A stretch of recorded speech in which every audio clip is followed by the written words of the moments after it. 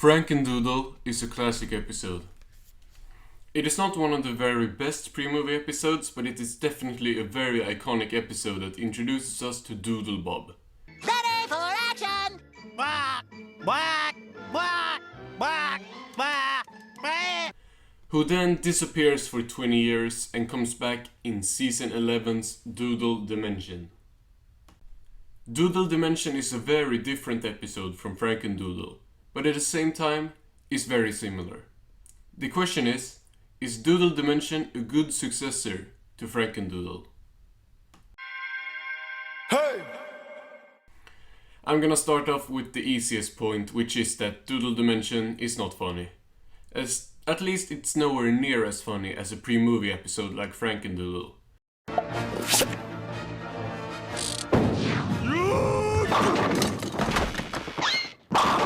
You okay, Patrick? Finland! Judging by the start of the episode, you can't guess that Doodle Dimension is a sequel to Frankendoodle. You can't even guess that it's not a bad episode, because the beginning is not good, in my opinion, and it only serves to kick SpongeBob and Patrick into the Doodle Dimension. Once they get there is when things start to get interesting. Also, the beginning rips off Sandy's rocket very hard. The first thing that I want to point out is the world inside the Doodle Dimension. It makes me think that it was perhaps here Squidward ended up in SB129. There are two ways you can think of the visuals in Doodle Dimension. Either you think the episode looks cheap, as it's always the same white background in Doodle Dimension. Or you can think like me, that the episode looks great because of this. The whole episode feels like it takes place on a white paper being sketched on, and it's really good. Next, I want to talk about the action in the episode. This episode has some good action in my opinion. The thing is, this good action doesn't kick in until very late in the episode, after Doodlebob captures Pat. But I will say, the sandcastles in the sand-esque stuff that's going on here is great. I would have liked the episode to have more of a plot in Doodle Dimension, because more than half the episode has passed before Doodlebob even shows up. And before that, SpongeBob and Patrick just wanders around aimlessly. The resolution to the episode is decent. It makes enough sense for a SpongeBob episode, and this episode is an especially nonsensical one, so making sense isn't really its first priority. So I would like to give a rating for each episode I review, but because I'm stupid, I rate SpongeBob episodes out of 15 instead of 10.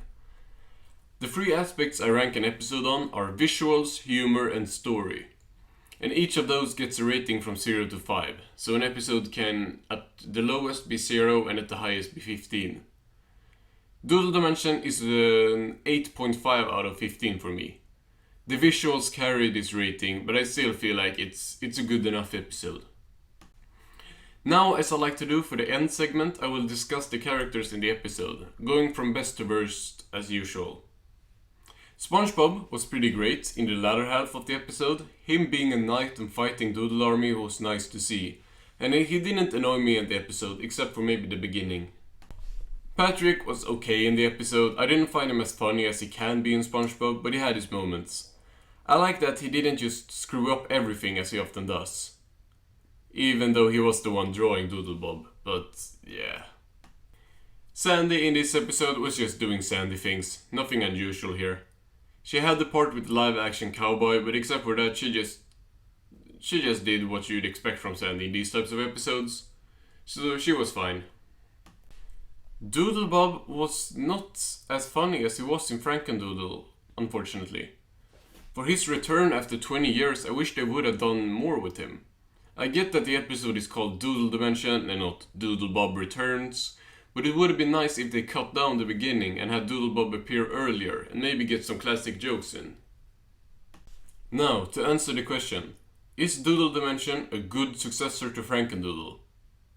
Yes, in my opinion, it is a good successor. It's not a great successor, like it's not Doodlebob the sequel or anything, but it's nice to have him back, and he comes back in a good enough episode for me. Thanks for watching.